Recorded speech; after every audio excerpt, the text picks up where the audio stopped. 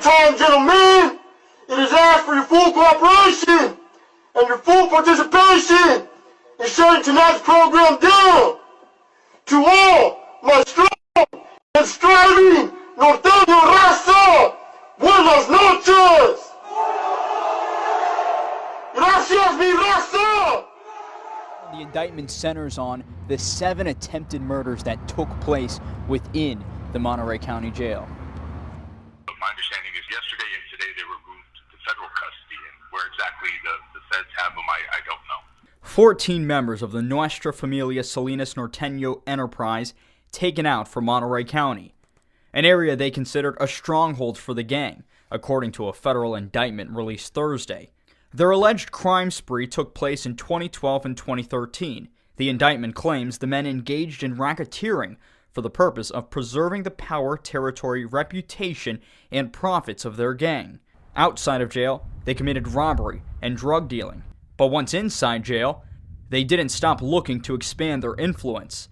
They considered the Monterey County Jail a, quote, training ground for new members for their criminal organization. Johnny Soldier Boy Magdaleno was arrested as a result of the gang crackdown in 2013 called Operation Snake Eyes. He committed 2 robberies. He was sent to the Monterey County Jail after committing 2 robberies. He then went on to commit 2 attempted murders, also known as, quote, removals. A removal is when one of the gang members inflicts violence on another prison mate to either kill them or produce as much harm as possible, usually as a result of a gang violation. The indictment alleges the 14 gang members conspired to commit 7 removals altogether. One of the victims stabbed 21 times in the chest and back. In a statement about the indictments, Sheriff Steve Bernal said, quote, we are proud to have partnered with our federal partners on this important investigation that will improve the safety of our entire community. Now, altogether, the investigation included the FBI, the California Department of Corrections, the Salinas Police Department, and the Monterey County Sheriff's Office. Dan, Aaron, back to you. Christopher, thank you. If convicted, the defendants face up to life in prison. Dan, we've seen an uptick recently in violent crime and violent deaths here in Salinas, with several in the last week. But overall, there has been a decrease in the number of homicides in recent years, and the city is trying to focus on which violence prevention efforts are working. Since the city of Salinas reached a record-breaking 40 homicides in 2015, there have been a total of 116 homicides to date. The number has gone down every year since, and there are fewer young people killed each year, but a breakdown of the data shows a shift in who is involved. Most of those killed in the last few years are 25 or older, while a majority of those arrested or believed responsible for the murders are 24 years old or younger. The Salinas police chief says this may be due in part to gangs losing structure and young people trying to make a name for themselves. Sometimes people who are trying to work their way up are going to kind of strike out on their own and do something that they think will be impressive, and that might be a violent crime. The police department increased enforcement and brought in help from federal agencies, but the chief says programs like Partners for Peace are crucial in helping prevent violence. We believe that strong families build a strong community and make a peaceful community. New state grant money will help them expand their parenting classes and mentoring programs to reach more youth before it's too late. There's a definite connection with violence. If you know where your children are and who they're with, and you take an active role in their life, you're their family. If you don't provide those tools in your family, they're going to seek other families. And I have one more graph for you that shows the number of victims identified as gang members or associates each year, and most years the majority of victims in homicides were not gang affiliated. Aaron, Dan. All right. And in your crime alert tonight, officers with the Salinas Police Department took 4 active gang members, they say, into custody after they assaulted someone at North Ridge Mall last month.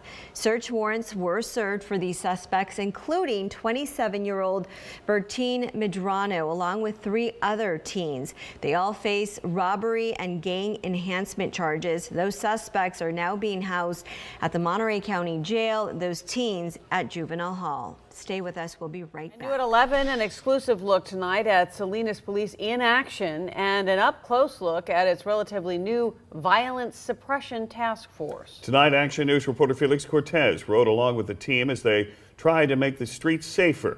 We were there when a suspected drug dealer rammed into a police car trying to evade arrest.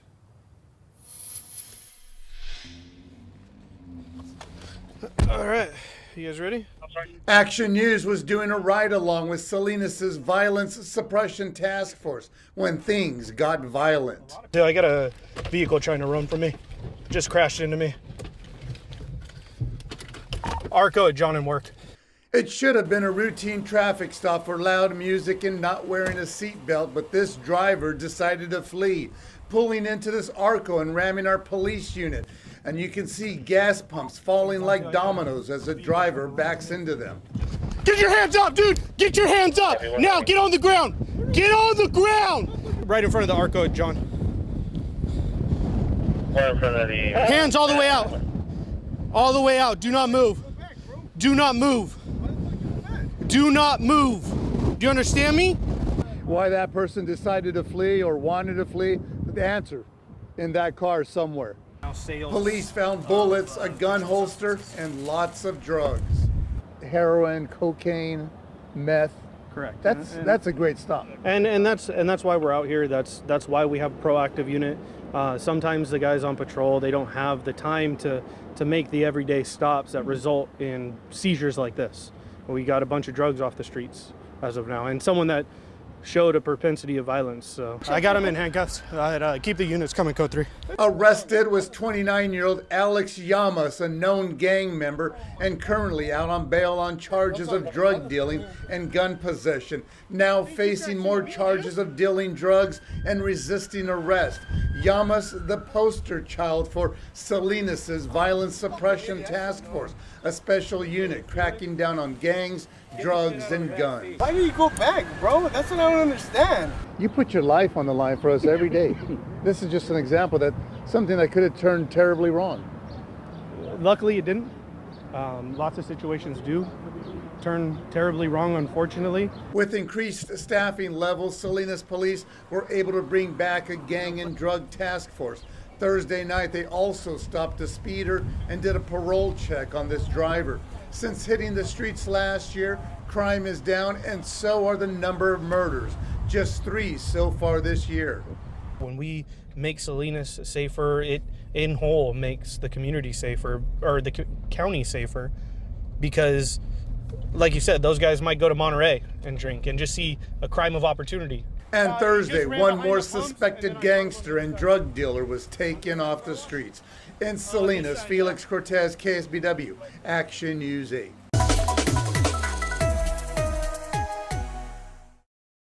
What's going on, you guys? Welcome back. Another episode of Greenlit Gang TV. Appreciate you guys checking out the channel. I got a good one for you today. We're going to be going to Salinas, California. We're going to be covering a guy by the name of Johnny Soldier Boy Magdaleno, a high-ranking Norteno member.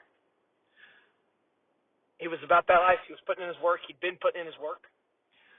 He was sentenced to, in 2020 to 30 years in prison for his Federal RICO conspiracy. And like I said in a lot of videos, when the feds come correct. So you definitely know with Magdaleno, with some of these other guys that we've talked about, they've been committing crimes for a long time. The RICO, when it finally comes down, it's been years of evidence building, years of evidence gathering. And in this case, a lot of it took place in the Monterey County Jail. Magdaleno was a high-ranking Norteno gang member who orchestrated and participated in multiple attempted murders in the Monterey County Jail. We'll get into those in a minute. Magdaleno, 33 of Salinas, pled guilty on February 13th, 2020 to a RICO conspiracy charge and admitted in his plea agreement to being a member of the NF, Nuestra Familia / Salinas Norteños,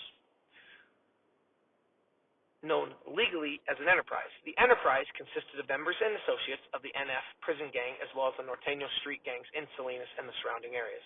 Norteno gang members pledge their allegiance and loyalty to the Nuestra Familia and are instructed on its rules, rituals, and obligations. Members agree to commit crimes such as murder, narcotics trafficking, and other acts of violence as a pattern of their racketeering activity. We've talked about this in other videos. So, the Norteños with the NF, they are under the NF, and not every Norteño can just become an NF member. You have to be the best of the best. You got to be the cream of the crop. You can't just say, hey, I think I'm ready, guys. No, you've got to be invited in.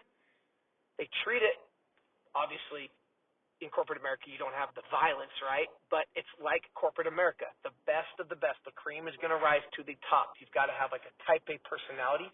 You've got to be competitive. In this case, you've got to almost be sociopathic where you can't have emotions. You can't have feelings. You can't have a conscience. You got to be able to conduct violence on extreme levels in very hard atmospheres at all times, stressful environments, and to be able to call shots, do things, not make mistakes. That's what it takes to be a leader. That's what it takes to be a prison gang leader. And I'm not trying to glamorize or to make it sound cool or anything like that, but it is what it is. You're with dogs, man. You're with killers. You're with guys that want your spot. You're with people that are competitive, that want to climb up that leadership ranking, that want to become NF members.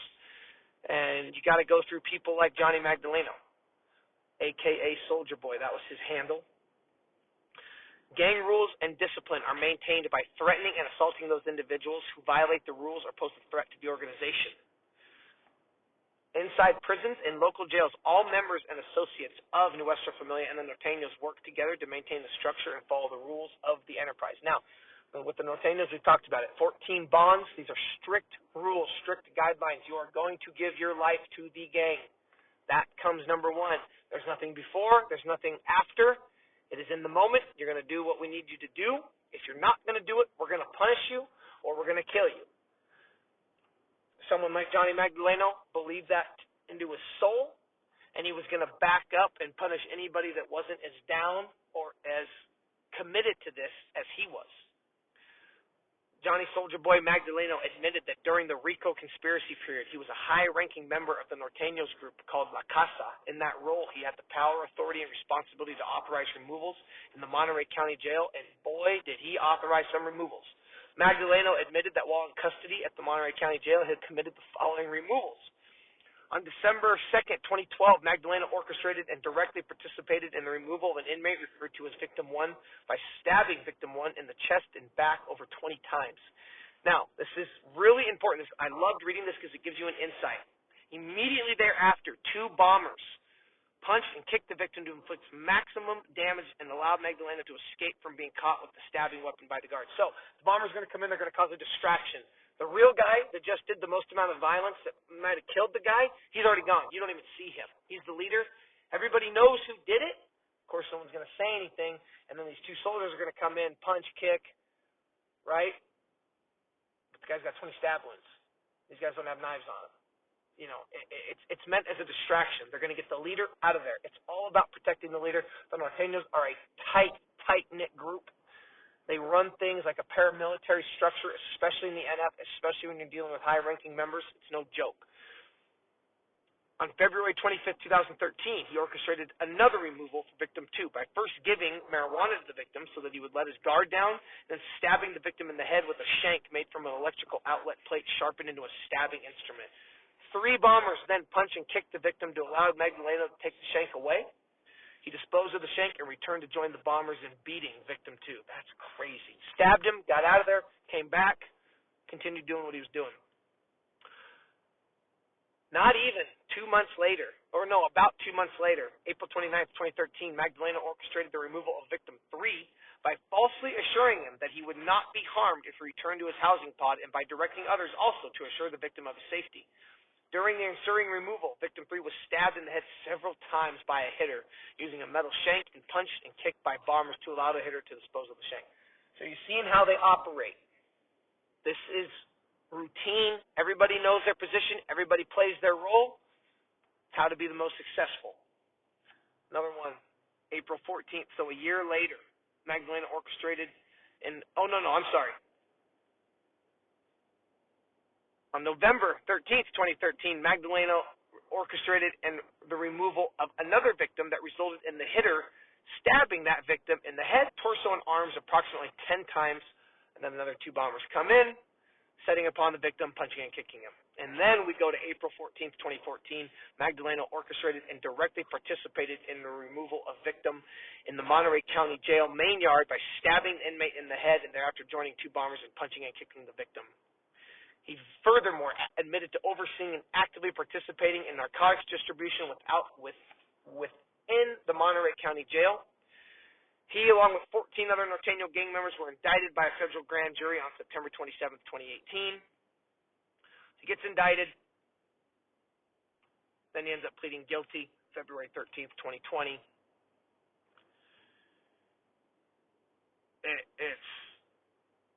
It's no joke, guys. This is what we talk about. This is absolutely what we talk about.